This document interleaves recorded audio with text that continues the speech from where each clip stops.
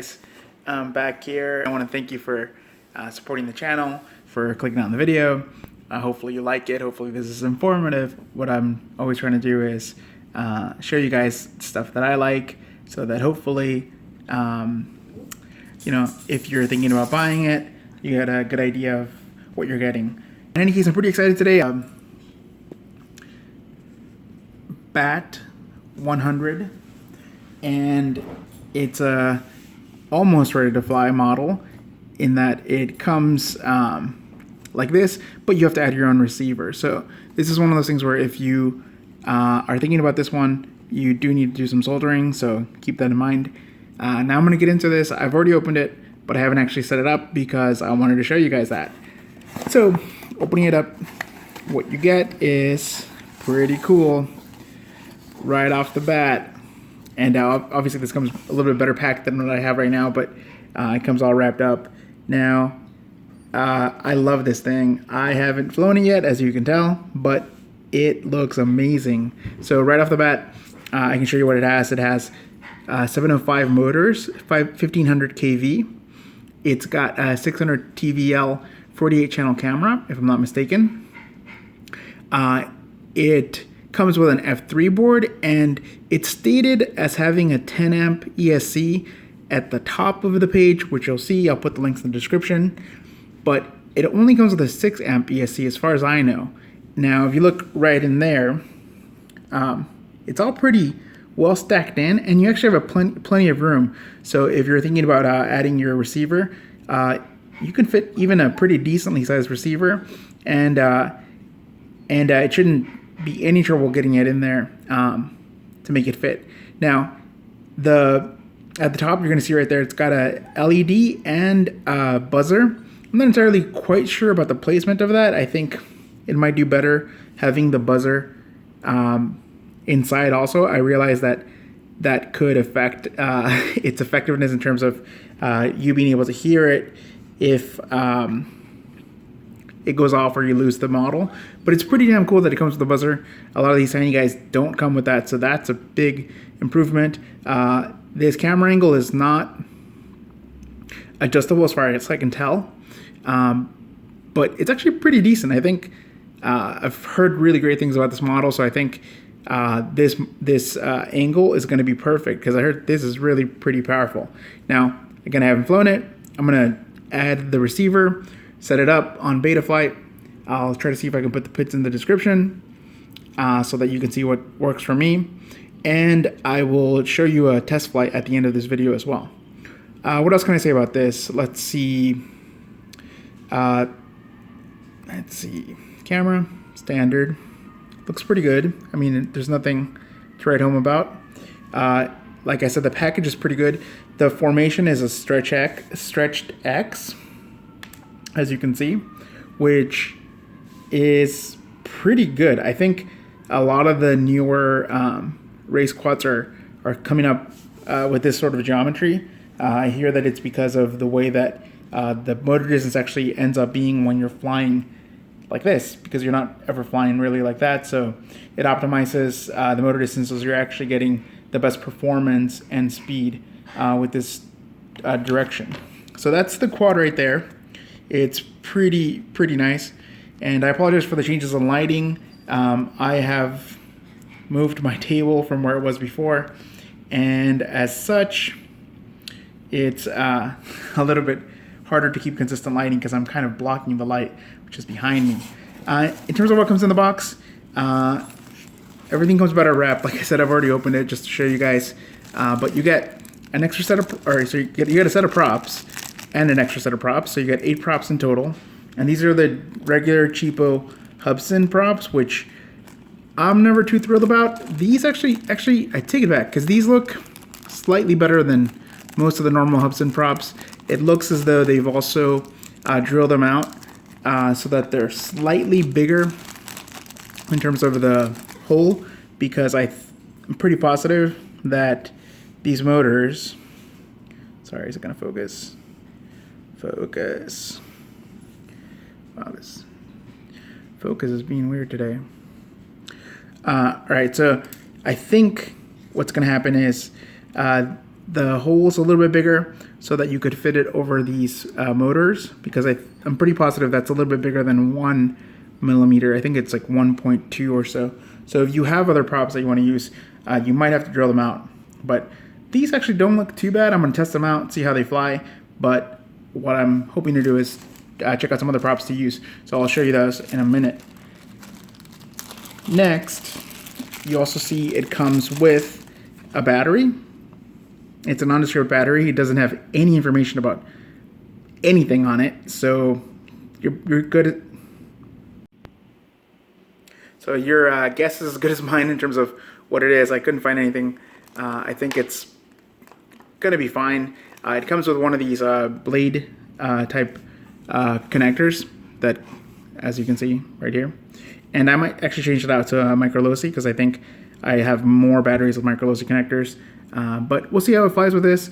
I've heard good things about this combination.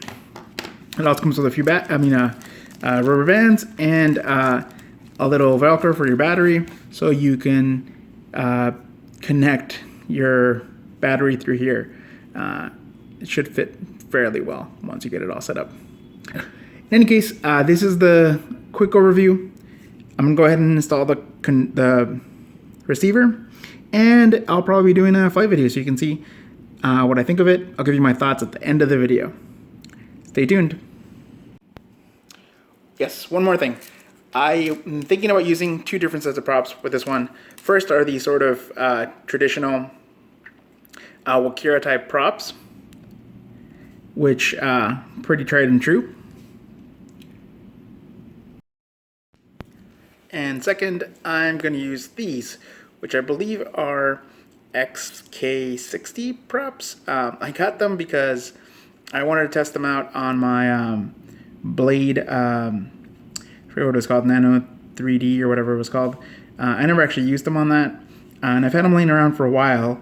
Now, I'm not entirely sure they're going to be any better than the Wakira props. They have very different geometry, but the reason I want to test them out is because if this is sort of a stunt type quad, or it's able to do acro stuff because of the brushed motors combined with this awesome F3 board, maybe having the reversed paddle props over here, which are symmetrical, going both directions, could be pretty cool to use. So I'm going to test them out. I might put these on first. If it doesn't perform very well, then I'll probably go back to these. Or rather, what I will do is I'll check out the ones it comes with first so that you know what you're getting. Then I'm going to test these out. If these don't work out, then I guess I'll go ahead and go with the standard tried and true Wakira type Ladybird / J1000 props, because those are amazing and you can't fail. So I'm going to go ahead and set this up, and then I'll get back to you.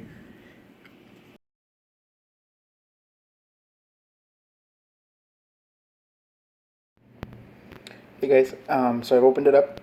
I'm about to add the receiver, and I wanted to show you the pinout because it's not stated anywhere. There's no instruction manual. So what you can see here is you have the pads over here for the receiver, and according to the diagram online, this is ground. This second one is 5 volts. This third one is the signal, and this one is 3 volts.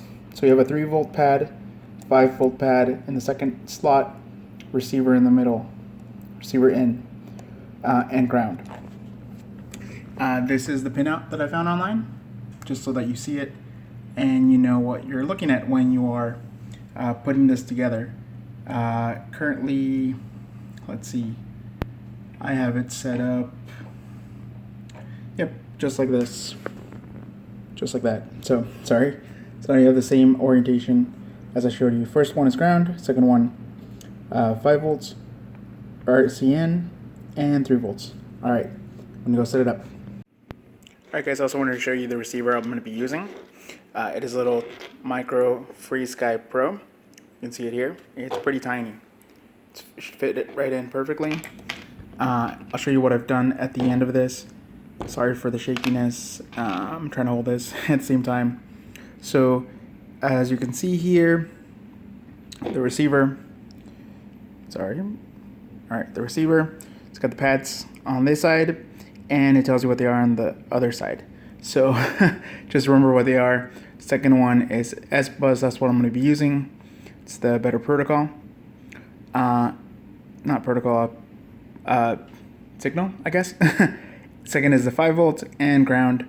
So it's going to be over here, ground, 5 volt, and signal, which is going to swap the wires.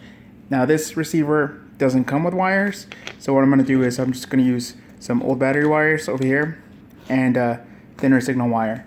And the reason I'm using these slightly bigger wires in terms of gauge is because what a lot of people have reported with many of these micros, especially the ones that are 1S like this one, 1-cell battery, because it's 3.7 volts or 4.2 volts when it's fully charged. Oftentimes with these little receivers, because they're meant to kind of run closer to the 5 volts range, they will run oftentimes from like 3.4, 3.3 up to 5.2. But the reality is many of these are really meant to be closer to that 5 volt range, and when your battery starts to zag because of usage, because the motors are, and a motor, flight controller, camera are taxing it, you'll get these brownouts. And one of the things that I've seen work out is just by using thicker style gauge wire for the connection, that fixes it right up. It just lets it get a little bit more juice. I know it's not super scientific, but I know that it works. And in fact, oftentimes I've seen people put a wire going directly from the battery lead into the receiver, but I've done this trick with other quadcopters using thicker gauge wire for the 5 volts, and I've never had any issues. So that's what I'm going to recommend to you guys. The signal can be a thin wire. I've never had any issues with thinner wires, and I like having them be a separate color. So I only have this little gauge for yellow, so that's what I'm going to use. But I want to show you guys that my little tip. You don't have to use it, but that's what I'm going to do. I like these little tiny receivers. They tend to work out pretty well. And since I'm not flying super far, range has never been an issue. I believe these are rated to about 200 or so meters, depending on where you are. There's a lot of interference or Wi-Fi signals, you'll probably get less. I don't fly my quads too far anyway, especially these micros. So they should work out pretty well. So I'm going to go install it, keep you updated on the progress.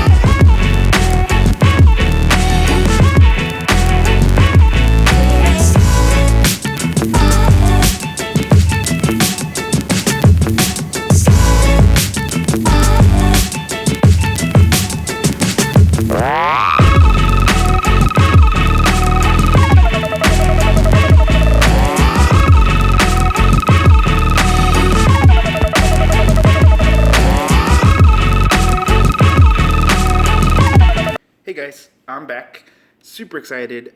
This is my final thoughts on the Bat-100 1S micro brushless quad. This thing is a beast. I absolutely love it. So by now you've probably seen the flight video. It's a horrible flight video. Apologize for that. I'm trying to fly it indoors because the weather's not the best right now where I am at the time I'm filming this video. So most of the flights you're going to see are indoors, which is not ideal for this quad because it is very fast, very powerful. That said, it's very maneuverable. It flies amazingly. I think this is probably one of the best flying quads I've had, and I think for indoor outdoors this is perfect. Now I don't know if, in an apartment as small as mine this is ideal because it is kind of big, and because the props are not protected, you are if you crash gonna probably do some damage to the props at least, or potentially the motors or ESCs if the quad gets unnecessarily bound up with hair or that type of thing. But I have flown it now and I love it. I even got a chance to fly it outside a few short flights, but unfortunately I'd run out of room on my memory card for my DVR, so I can't show you those. But this thing is fast, super maneuverable. Honestly, I am so impressed. These 705 motors are way more powerful than I expected them to be. They sort of remind me of good 2S brushed motors, except for they're a lot smoother and much more responsive. I think the ESCs just respond a lot better to do maneuvers, start and stop, all that type of thing. Now, having flown it inside a good bit now as well, I can tell you that the original props, while they are fairly good at providing thrust, and they're super light, so they don't tax the motors as much, they're very brittle. So I had my the very first flight, quick crash, and boom, broke in half. The first set of this, one of the props just blew in half. So I don't recommend these props. They're the cheapo Hubson style, X4 props. If you can replace them, I definitely recommend that. I had originally tried these props, as I showed you, which are 3D props, which have very symmetrical geometry. And while these perform really well and they make the quad really quiet, I don't recommend them because they don't provide as much thrust. I think you sacrifice some thrust and power for the geometry. So they look cool, they perform decently well, but they're not ideal. What I ended up doing was using the tried and true J1000 props. These are amazing props. There's very similar geometry to the Wakera Ladybird props, and they work great. They fit right on the motors.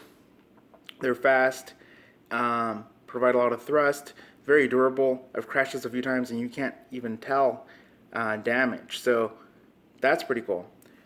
Now my thoughts again are, as a package, this thing's amazing. You do need to be pretty decent at soldering. I ended up soldering, like you saw, the little FreeSky Pro receiver down here. It's an 8-channel receiver. You bind it up, works right up an S-bus. It's been pretty decent so far for me. About 100-meter range on this with my setup. And the camera's great. Great resolution, great light transition. Actually does really well in low light, which I was surprised about.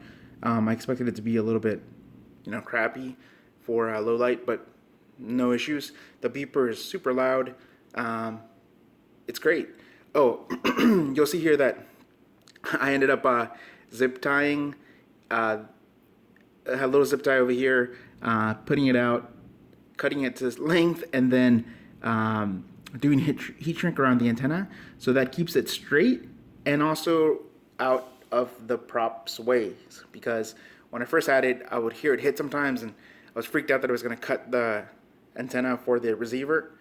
So doing this keeps it safe, keeps it out of the way, and that's been great. I've just used a couple of smaller rubber bands to hold the battery in place. I haven't done the Velcro, and it's not falling out on me. So I might add something just to add a little bit more grip, but I haven't even noticed it shifting or anything. So it's been good. My one downside to this quad, my one downside that I saw to this quad was the battery. I think unfortunately, this battery, I was able to find out that I think it's 500 milliamp hour battery 1S. I think it's the same as a 35C battery that they sell on Banggood. I'm gonna put the links in the description as well, so if you want to get some extras, you can. But the reality that I found was that this setup, especially with these props, because these props do make the motors draw more amps from the ESC, you'll get battery warnings like pretty early on, like within 30 seconds of flying. You're gonna start getting some battery warnings if you have it set up like you normally would on most quads, where you have it like at your VBAT at 3.2 or 3.1, whatever you prefer. So either you have to set it super low and potentially risk damaging the battery, or turn off your VBAT completely, because otherwise, a few punch outs, a few hard turns and all that, and this battery just sags too much for the telemetry through the OSD. Now, which will set off the beeper and freak you out because you'll think you're lower on battery than you might be, and then you'll stop, land, and this will recover. So it's just the lag, and I think it just comes down to this not having enough either mAh rating so that it's high enough so the sag doesn't affect as much at the same C rating, or that type of thing, or just the C rating is off, or maybe I just have a bad battery. I ordered a few more just to fly it because I really do like it, and I do like the setup because I think these plugs are slightly lighter than other plugs around, and this is only about 29 grams, maybe 30 grams now that I've set it all up with the receiver. But I want to try to keep it light because the speed really comes from how light and maneuverable this is at 1S.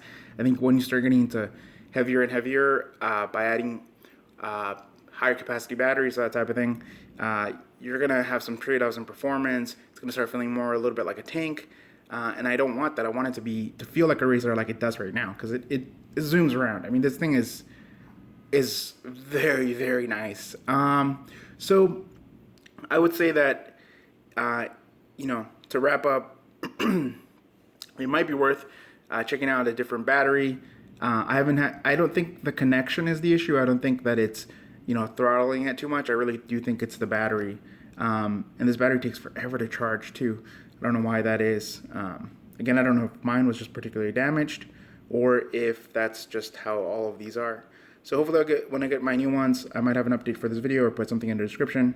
Try to keep you attuned to that. But like I said, this thing's amazing. Highly recommend it. Get some different batteries. Change out the plug if you need to. Might do some micro loci. I might end up splicing in a micro loci connector as an addition to that. So I'll have both of the pigtails there just to try out both batteries, both sets of different types of batteries with different connectors. But honestly, I love it. So thank you once again for watching my video. Really appreciate it. I really thank you guys for supporting the channel. I will put links in the description to all of the things I used, all the things I mentioned. All of those are my affiliate links. If you see something there that you like and you click on it, it's going to help me out to help grow this channel some more. So I really appreciate the support. If you do like what I've done so far, I really appreciate it if you go ahead and give me a click in terms of like and subscribe. The more that I can grow this channel, the more stuff I'll be able to bring you guys. If you have any questions about any of this or any of my other videos, please feel free to leave them in the description.